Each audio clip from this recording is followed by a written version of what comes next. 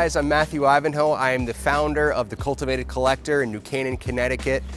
We specialize in investment grade cars, automobiles of distinction, and we're gonna have a lot of fun today. Come on inside, let's go.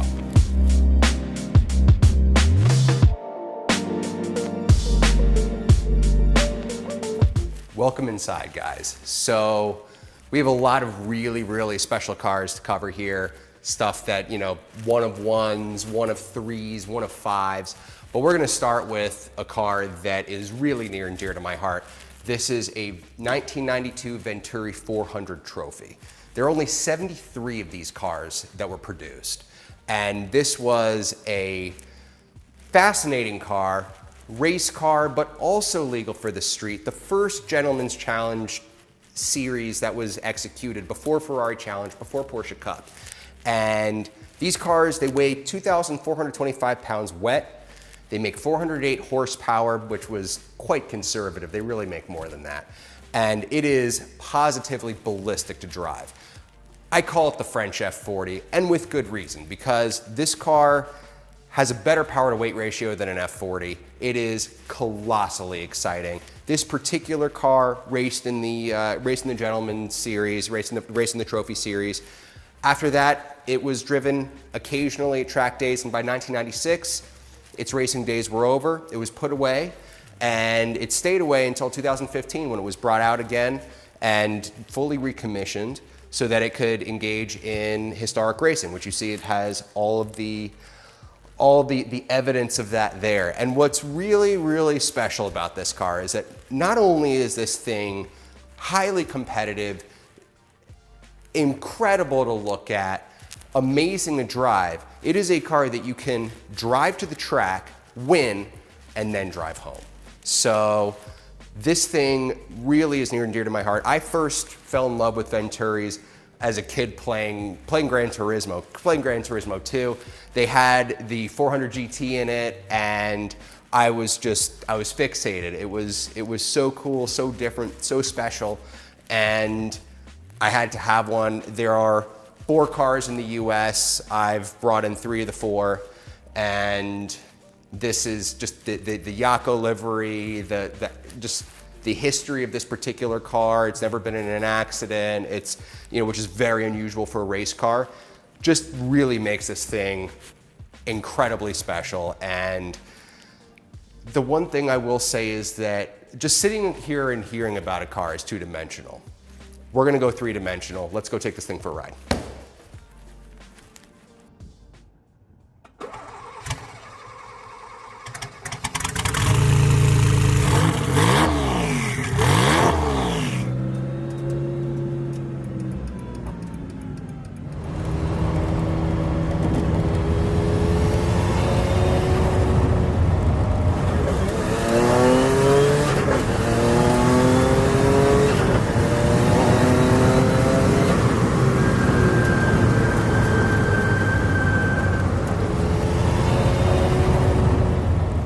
Fastest car in the world. That's pretty much all we need to say about the car that we're looking at right here. This is a 1993 Jaguar XJ220. And when it debuted, it knocked the F40 off the throne. Not by a little bit, by a lot. Corrected, this car did 218 miles an hour to the F40's 201. This thing absolutely smoked it. And not only was it the fastest car in the world, it's breathtaking to look at. It is incredible to drive. It is a physically very large car, but it drives like a small car. It's light, it's nimble, it's exciting, it handles brilliantly, and even by modern car standards, this thing is ballistic. It is melt your face off fast. You know, line it up next to insert modern supercar here. I don't care what it is. This thing is holding its own. And if you look at period videos of this against other supercars of the era, Bugatti EB110 Super Sport, Pagani Zondas, things that came later, this thing still, despite being older, trounces them. This car to me is one of the best values in the supercar world today. These are, in my opinion, criminally undervalued and poised to grow. They're so special, they're incredibly rare, less than 300 examples were made. And they still sell for less than what they sold for brand new in 1992, which is crazy to me. And I've had just about 10 of these, and every single one still excites me. The example that we're looking at right here is the finest example I've ever laid my eyes on. This car has less than 450 kilometers from new, and it absolutely reads that way. You look at the bolster, you look at the paint, you look at the engine bay, everything about it screams authenticity and lets you know that this car was in a collection where it was cherished and loved. That's where I bought it out of Switzerland, and I took one look at this car and I said, yep, this is real, and it's absolutely breathtaking. It's unbelievable. It's documented, it's serviced, it's the best of the best, and I couldn't be more proud to have this car sitting here. All right, I don't think this one needs any introduction. You all know what this is. Ferrari Enzo. The Ferrari supercar line began with the 288 GTO, then continued with the F40, F50, and then the Enzo. And the Enzo was such an impressive, exciting entry in the supercar line. It's not only does it have the speed, it not only does it have the handling, not only does it have the technology, the thing that really gets me about this car is the style. You know, this car, I feel as though if this car had never been introduced in 2002 when it was originally introduced, and had the LaFerrari never been introduced as well, had Ferrari just never made a supercar in between now and then, and this car were introduced today, I think it would still have every bit as much shock and awe now as it did back then. I think that time has been very kind to the Enzo. Admittedly, when the Enzo first came out and I saw it in pictures, I was not a fan. Then when I saw it in person, I got it, and with time, Ken Okuyama, who's the chief designer on this car, his design just, this is such a fine wine. It's maturing so well. And the noise, the look, the feel, it's absolutely incredible, and it's rare. It's everything that you want your Ferrari to be. Last, but certainly not least, in this supercar lineup right here, 1993 Chupan 962 CR. So, Porsche introduces the 956 to the Group C sports racing world and dominates, absolutely obliterates the competition. The 962 was a successor that basically just implemented a few tweaks to the 956 and continued to dominate. This car, the 956, 962, twin sibling pairing, is the most dominant sports racing prototype of all time. And this right here is a street legal version of that car. This is one of 6. This is the final car produced, and it's the only one in the United States. And this car differs from the others in that this is the only one that has the proper Porsche 962C nose, side pods, and most importantly, it has the full-fat 2.65 liter water-cooled cylinder head, air-cooled block, Group C motor, which makes 600 horsepower on low boost, 800 horsepower on high boost. The car weighs right around 2,250 pounds. This car, if unleashed, would have had no issue going toe-to-toe with the McLaren F1 for fastest car. This car today is still a mind-bendingly fast car, mind-bendingly exciting. For me, this car, little kid, I would see pictures of Dowers and pictures of Chupans, and it was all I could think about. The idea of driving a race car on the street, to me, is one of the coolest things that you can do. And this car is the fulfillment of that dream by taking the most successful sports racing prototype of all time and driving it on the street. What could possibly be better than that? And I will give you a little bit of a sneak on that one, and we'll show you the business end of the car, just so you can see how serious this car is. It is full race. It is absolutely, unquestionably a race car that has been lightly massaged just to be barely street legal, and that's it. And that, to me, is just perfection.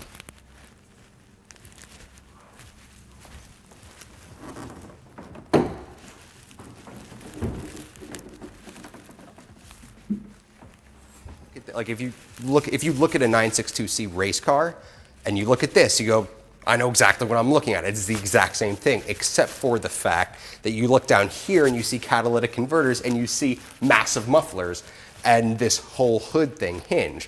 I mean, those are literally the only concessions to streetability that are on this car.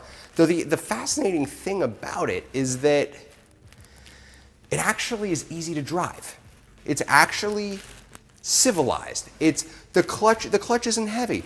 It's a synchronized gearbox. The steering is not super heavy. It doesn't pound you over bumps. With the exception of the fact that you're driving a car that's, probably 2.5 inches off the ground. Other than that, it's actually very easy to drive. It's typical Porsche stuff. So it's really a remarkable car. And this thing also, which will probably be on record, this thing brand new in 1993 was $1.9 million. All right, guys, we're gonna rewind a little bit now. This is pre-war, and this car, this is a 1937 BMW 328 Roadster, the most successful sports racer of the pre-war era. And this car, it absolutely blows your mind with how modern it drives. It drives better than many 1950s cars. It is, and the reason why is because the technology in this car it's all post-war stuff. Independent suspension, hemispherical combustion chambers. I mean, this thing, it's light, it's fast, it's balanced, it handles. It is absolutely remarkable to drive. This particular example is also very special. This is the 4th example produced, which makes it the earliest car in North America and in Europe. This car also was a race car. It was an NSKK car, very successful car. Its best finish was 2nd at the sports car race at the Nürburgring in 1937. This car, then its history goes dark because of the start of World War II. Then an American colonel found the car and claimed it as a war prize, brought it back to the United States. This car stayed in the US from 1952 until 2007, when this car was discovered completely unrestored in its original color, which you see today. It was taken to the UK, where it received a completely uncompromising restoration, which just oozes authenticity. It then raced at Goodwood. It won the Brooklands Trophy 3 years running. It's won pretty much every single Concours. It's won an award at every single Concours event it goes to. It is a numbers matching body, engine, and frame, which is very unusual for a 328, especially for a race car. And this thing, again, it's not just the way it looks, which is ravishing, it's the way it drives, which is mind-blowing. And this thing is just, it's superlative. It's absolutely incredible.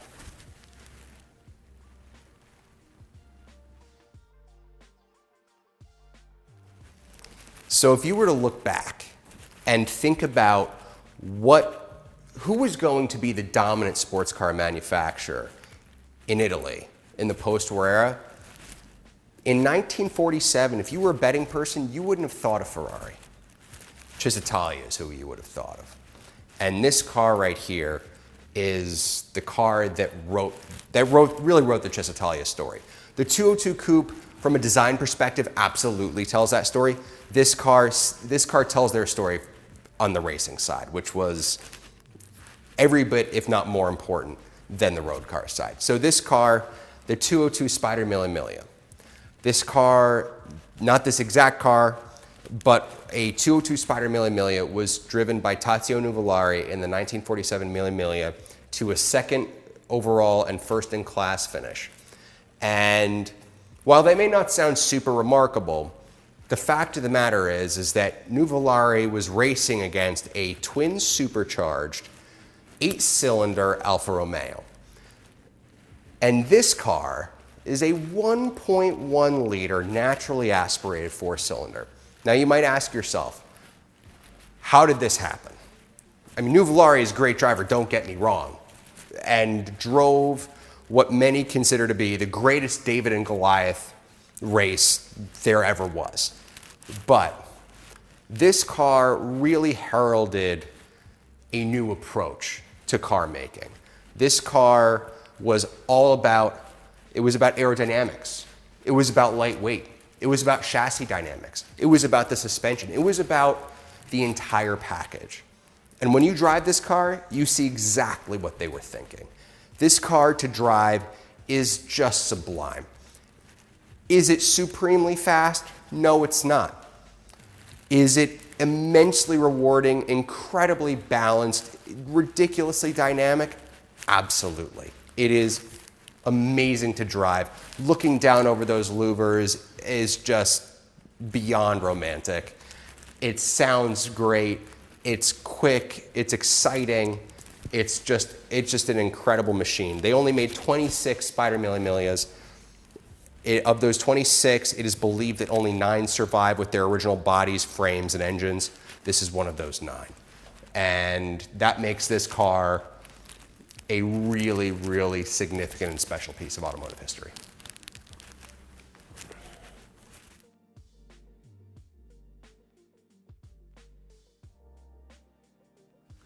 We're going to rewind again. 1946. Italy is a bombed out wreck. Literally rubble. And out of that rubble emerges this. This is a Cisitalia 202 Cassone Aerodynamica. This is a one-off. This is the only car that exists. And this exact car finished 3rd overall and 2nd in class at the 1947 Mille Miglia, which was the first Mille Miglia that they ran after World War II. And this car, this was a team car, so this was a Cisitalia team car. This car really heralded a new era in design because this car was an aerodynamic study. It was being constantly tweaked and massaged and refined. And you can actually see this in the historical photos of this car. Every single race, there is a little tweak that they massaged into this car to refine it, not only to refine the overall shape, but also to refine the car for the exact race that they were attending. So it was one of the earliest applications of aerodynamics for the actual race itself, which, while it was a crude and rather rudimentary implementation, makes this car ridiculously significant. So not only is this car incredibly significant because of its Mille Miglia history, it is also incredibly significant because of what it represents in terms of automotive design. And this car is featherweight light. I've never had it on scales, but if I had to guess, it's probably about 1,200 pounds. Only 1.1 liter 4-cylinder, but when you have that little weight, you don't need a lot of power to move yourself around efficiently. And the balance and the dynamics are just amazing. It is so exciting. It is so thrilling to drive. The noise it makes, just you have no doubt or question that you are in a purpose-built machine. And just to be able to sit in the same seat that, in the same car that went into battle and achieved such greatness all those years ago is an experience unlike anything else, and one that I highly urge people to seek if you have the means.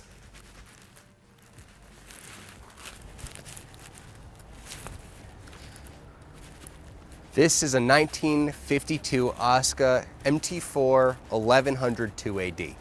And what you are looking at is the most competitive car that you could buy for the most competitive category for race cars in Italy in the late 1940s and early 1950s. This car was beyond competitive. When the Maserati brothers left their namesake company and they decided that they were going to start a new company, they wanted to make the most successful race cars that money could buy in the most competitive classes in Italy at the time. And they succeeded wildly. I mean, if you didn't own an Osca and you were competing in 1100, 1350 or 1500 cc racing in Italy in the late 40s through the 50s, you weren't anyone. I mean, these cars were wildly successful. And this car is no exception. This car, 28 period races under its belt. It's the intersection of the car's most significant finish at the most significant race was its finish in the 1953 Mille Miglia, which is the livery that it wears today. And just look at it. I mean, the livery is just the coolest. And what's really special about this particular car, and really means a lot to me whether I'm buying a car for me, or I'm buying a car for inventory, or I'm buying a car for a client, is authenticity. So of all the Osca MT4s produced, of which there were less than 100 ever produced, because they were all race cars, they all led generally very hard lives. They were crashed, their motors were blown up. I mean, all sorts of things happened to them. So of those cars, there are really only about 20 or 25 of them that are righteous, that you actually want to own, that still have their original bodies, original engines, frames, etc. This is one of those cars. This car has it just oozes authenticity. It is not only is it beautiful to look at, it just dances with you on the road. It also, even though it only has an 1100cc engine, it punches so far above its weight. I mean, an equivalent Alfa Romeo would have a 1600cc engine, just based, the horsepower and the feel of it. They were so over-engineered, they were so well balanced, and this car just the feeling of a 1950s sports racing Barchetta is unlike anything that you can achieve, and it's one of those experiences that one should have if one is a dedicated car collector. And I don't think that we would be doing you guys any justice if we didn't get out there and have a little bit of fun. So let's do that.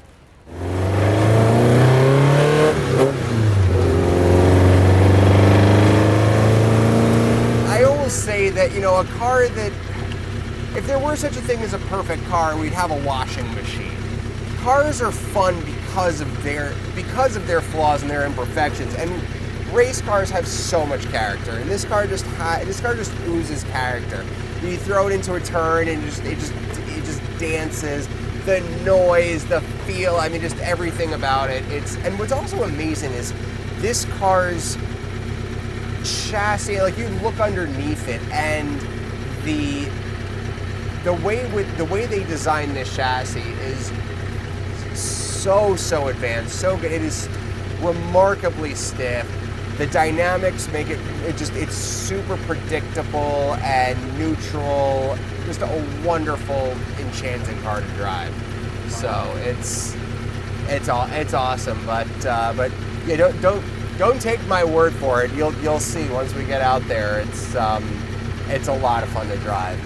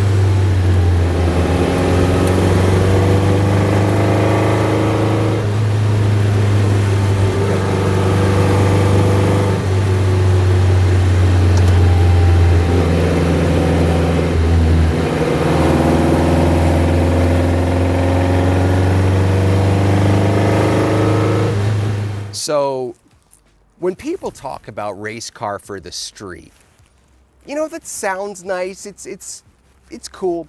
This actually is a race car for the street because this car is based on the Jaguar XJ9, which won Le Mans in 1988, and the XJ12, which won Le Mans in 1990. And it's evident throughout. I mean, it has the exact same tub that the car had. It has this beautifully designed carbon fiber body that was done by Peter Stevens, who designed the McLaren F1. It has this thumping 6-liter V12 engine by Jaguar, all alloy, dry sump, race stuff.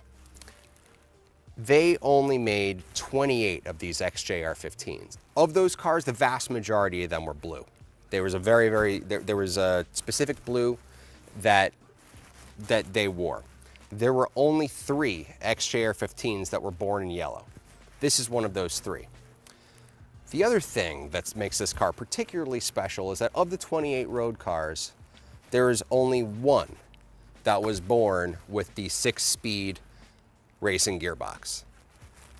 This is that car. So what you're looking at is really a one of one.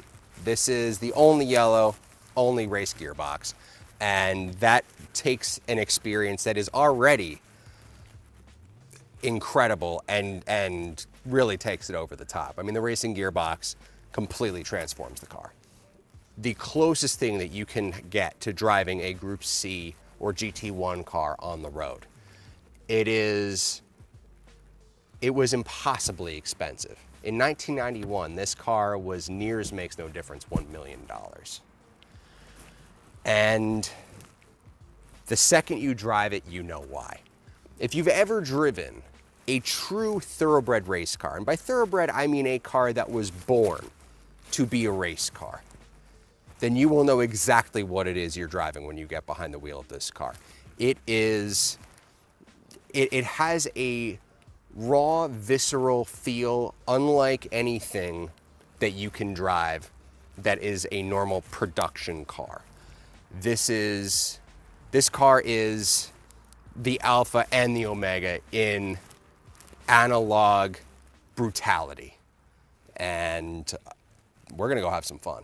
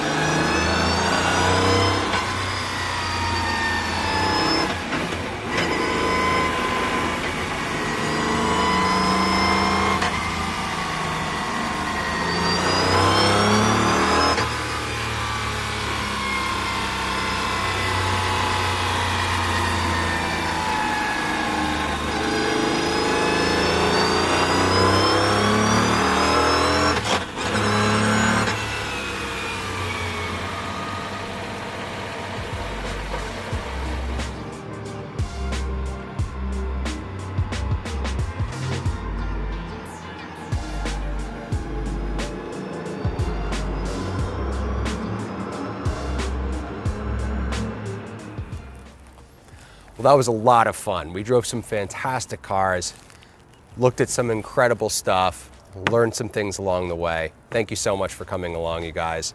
We'll catch you next time. Thank you everybody for watching. Be sure and hit the like button and subscribe. These cars have claimed blood and sweat out of me. Now they've claimed pants. And today? Today they claim pants. Pants. Don't say. I'm gonna invoice the Petersen for my pants.